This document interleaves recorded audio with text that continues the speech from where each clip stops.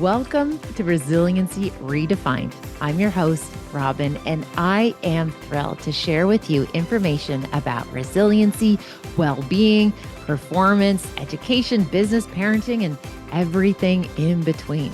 I'm committed to joining you each week to talk about these big ideas and bring them into action, habits, tools, strategies, tactics that allow us to finally uncover what it takes to truly be well. And I'm just so excited that you're here.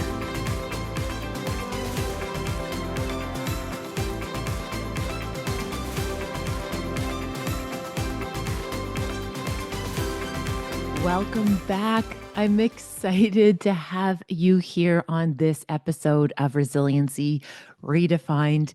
Today, the big idea I want to jump in here with you about is this idea around social comparison.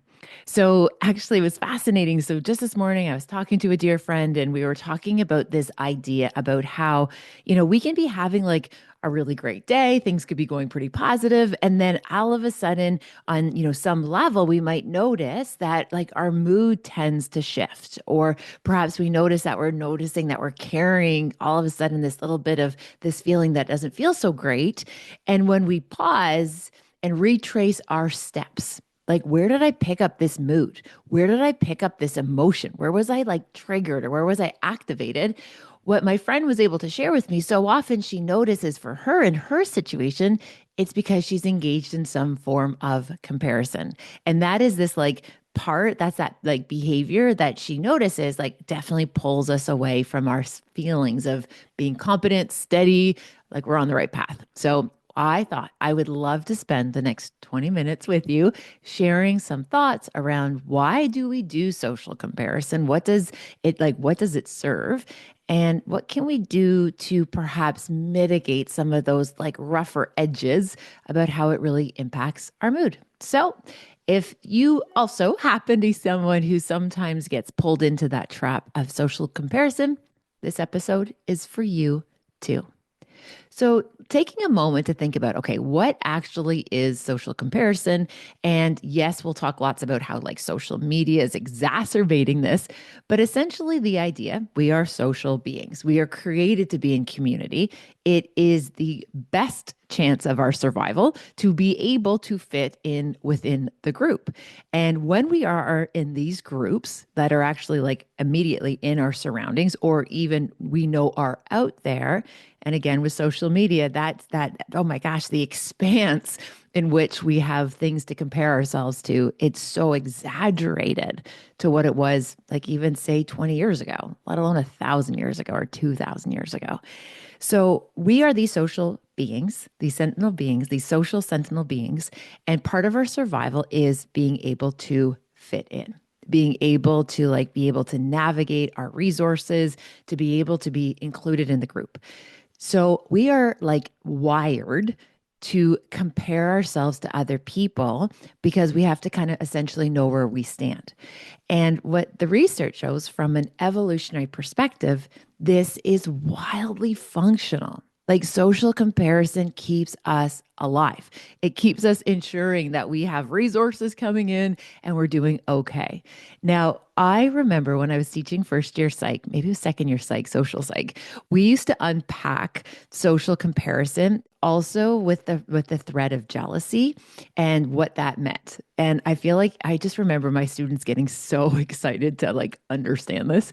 So I'm excited to share it with you here. And so imagine this, if you like walk into, let's say we're, a heterosexual sample and like we walk into a party, let's say we're in our kind of, mate selection years. So let's say, 18 to 25, I'm just using rough numbers. And we walk into a party and there is like a very attractive woman at the party. Now, we would probably think that, again, in a heterosexual sample, like the boyfriend would notice the like hot girl before you would, right? Like the guys would always be, kind of have a sense of who's in the party, who's in the space. But what the research shows is actually women will notice the attractive woman before a man would. And what's often the case is that, a woman will like look over, see this attractive woman who she might perceive as a threat. And then like the boyfriend or the husband or the partner kind of looks to be like, what is she looking at? And all of a sudden the wife is like, or the partner or the girlfriend is like, oh my gosh, you're checking out the hot girl. He's like, no, I was literally looking where you were looking. And it just happened to land on this attractive woman. Okay, so what's the point of that? Well, the point is that we are hardwired to like assess threat. We are hardwired to assess, resources and sharing of these resources. So we get pretty keyed up when we see things that could be potentially threatening. Now, interestingly, this is what I always found fascinating. There's actually like a scientific ratio in terms of what we find the most threatening. Okay, especially for women in heterosexual samples. Again, I'm not 100% up to date with what it is in other samples, but this is the sample that I know that we talked about in my course.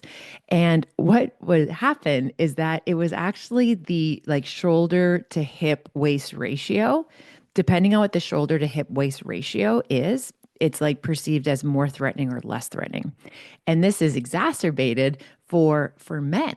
So a really broad shoulder with a smaller hip to waist ratio is very, very threatening to a man, because again, it's representative of, again, very primitive ways in which we used to be able to function in society. And for women, it is the hip to waist ratio is more threatening because that would represent fertility.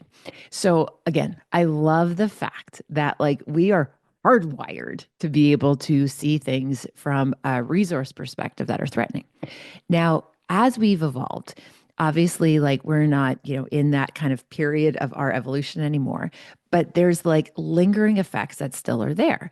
Now, we're not only looking at resources and fertility as threats anymore in terms of inclusion, we're now looking at like the resources in terms of prosperity. And what I mean by that, so let's say, for example, you are an entrepreneur. You're not probably looking at your competition and establishing what is the hip to waist ratio or the shoulder to hip waist ratio. What you're probably looking at in terms of evaluating the threat would be, for example, followers, would be success criteria, right? It would be awards, or it would be like success in terms of, where their products are getting placed or how much they made last quarter, right? So the threat is still there. However, it changes and it's evolving into like different factors. Right. So again, we don't walk into, as a professional speaker, I'm not looking at, hip to waist ratios as threatening. I might be looking at these people who are on these like really big stages or having an opportunity to be part of certain events. And that feels somehow threatening because the underlying current in all comparison is, am I going to be left behind? Will I be able to meet my basic needs? Am I going to be left behind? Will I be able to meet my basic needs? Food, shelter, survival, protection, the basics. So, when we recognize that we compare ourselves to others from these really, really old systems that are keeping us safe and making sure that we're okay, and we notice they've actually evolved to these different potential threats, it really helps us, I believe, to hold spaciousness for why these pulls are really strong, especially when we're feeling low resourced, which might look like tired. Could look like in that place of distress all the time. It could look like, feeling as though you've had lots of no's or lots of doors shut, and it just feels like everyone else is doing really well. So those are some of the like kind of scaffolding ideas of this like framework of why we compare ourselves. Am I going to be left behind? Am I going to have my needs met? Okay, so that's part of it. Now, what we do also know is when we look at tools such as like social media, they are exploiting this deep fear that we all have. Am I going to left behind? Will there be any left over for me? It's exploiting that need by literally bombarding us with all of this input that is making us feel like, gosh, we are never going to be okay, that there is never enough, that we are falling behind because everybody else, sorry, reframe, not everybody else, most people what we're seeing on social media is this like notion that like everybody else has this figured out personally, professionally, emotionally, spiritually, relationships. Like it seems like everyone else has this figured out and we're being excluded. The reality, I have yet in my life to meet someone who has it all figured out.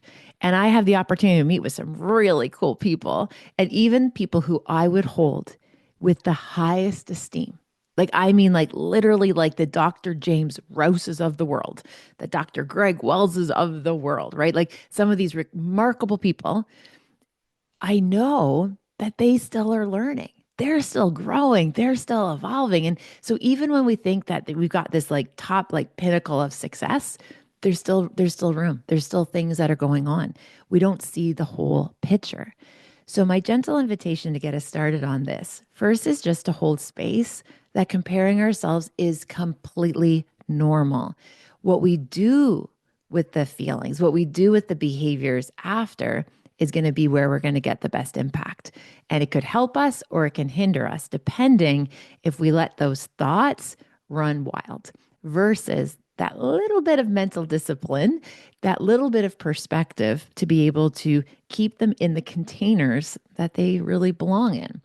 Okay, so what could that look like? So again, hold space that it's normal. Number two, notice notice how you feel when you're engaged in that behavior.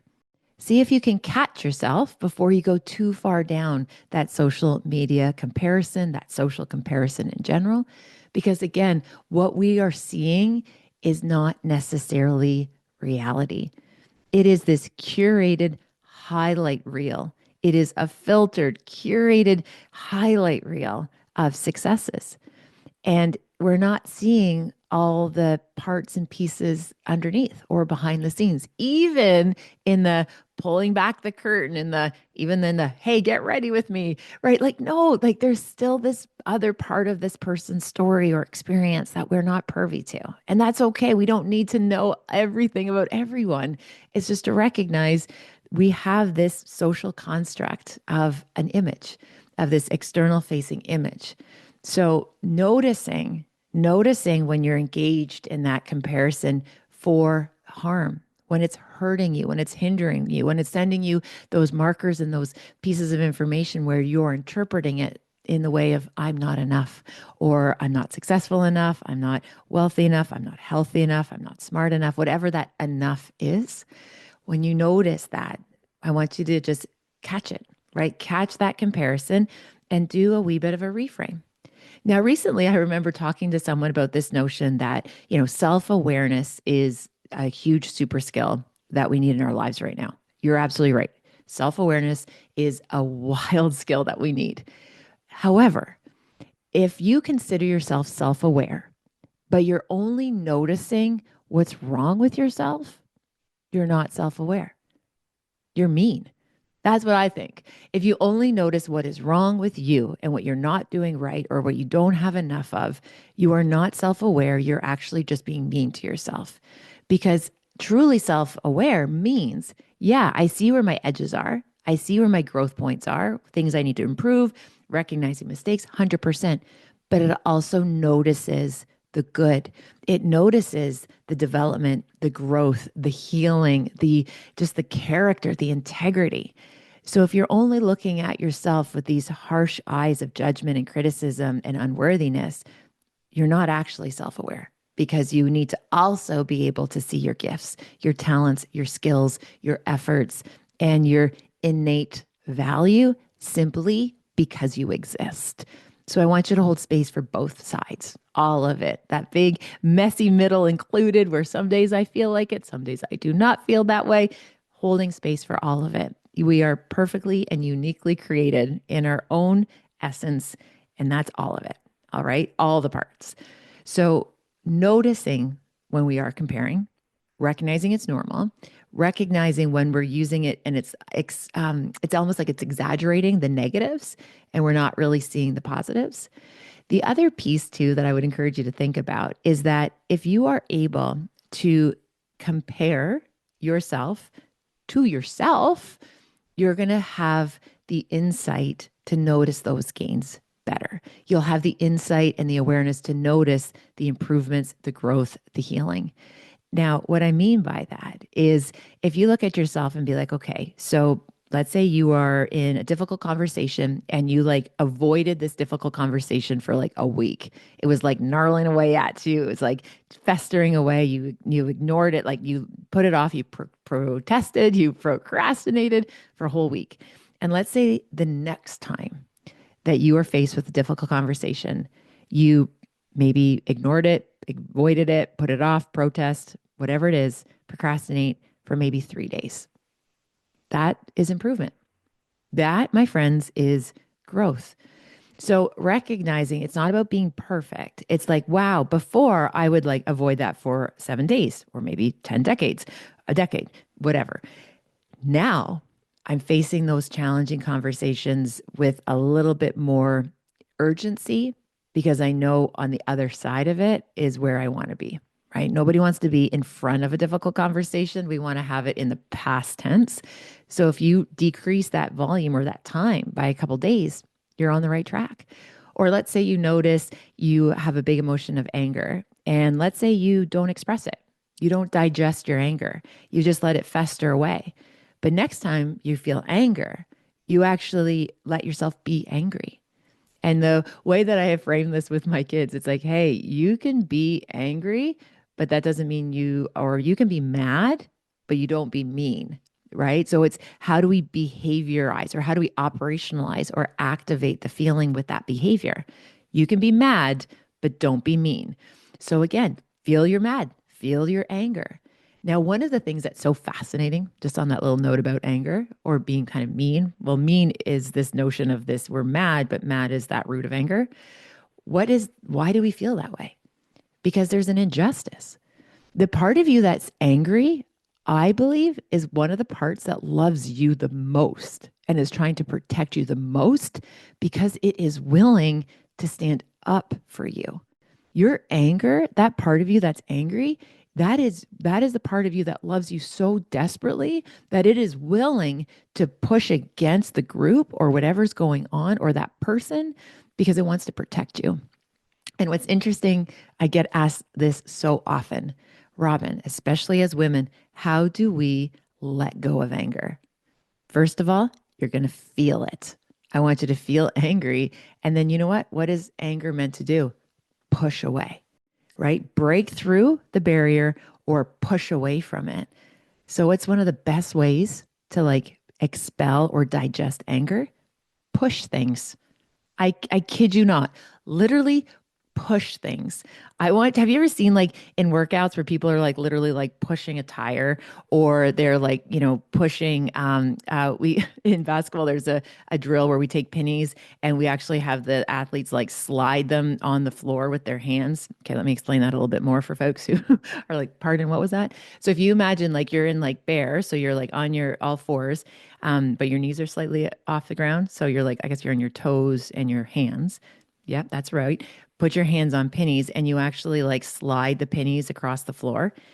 Oh my gosh, it is a crazy burnout workout. But what's amazing, that pushing feeling is so cathartic for your body processing and digesting anger. Okay, I digress. Notice again the feeling, right? Notice the feelings that these comparisons are doing. And then I want you to activate whatever system is going to let you feel the feeling, not with judgment, not as if it's good or bad. Feel the feeling. And then I want you to action it so you can move beyond. You can move forward.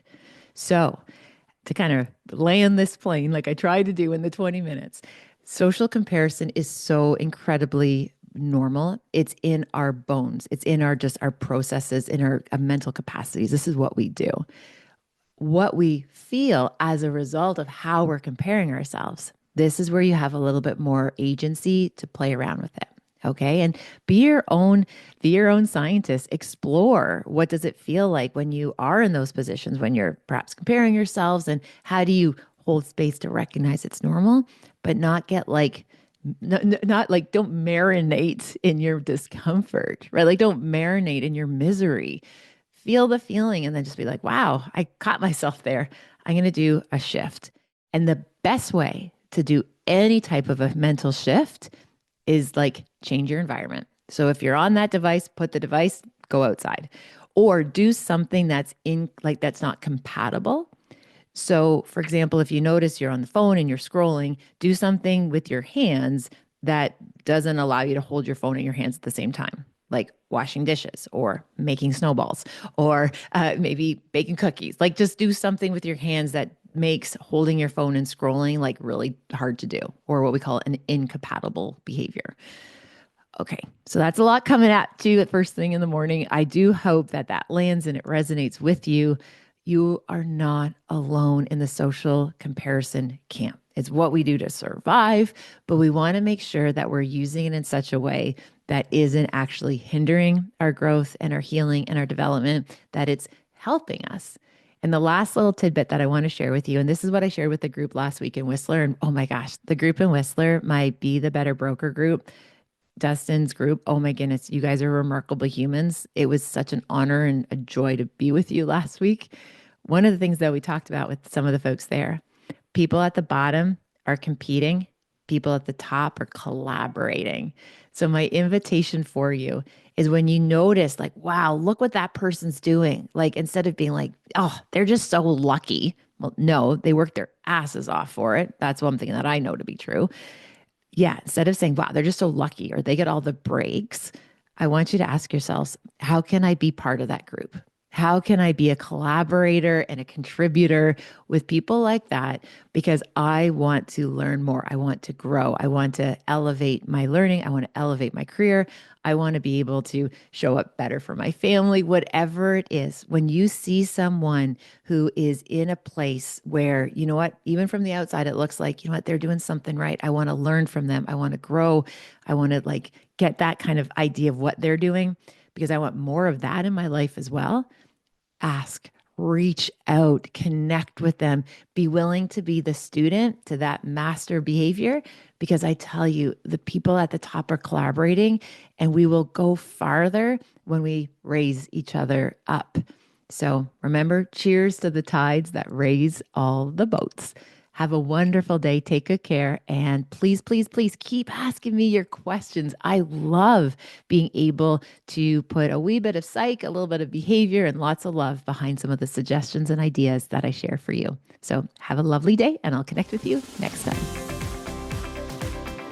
Thank you for spending time with this podcast episode today. I hope you found something helpful in Resiliency Redefined. Please feel free to share it with somebody who you might think could benefit. Maybe there was something useful, something in particular that you think you could pay forward. Also, if you have a moment, please feel free to rate and review this podcast wherever you like to listen to your podcast. It means the world to me. And again, thanks for your time. Thank you for your interest. Take good care, and I'll see you next time.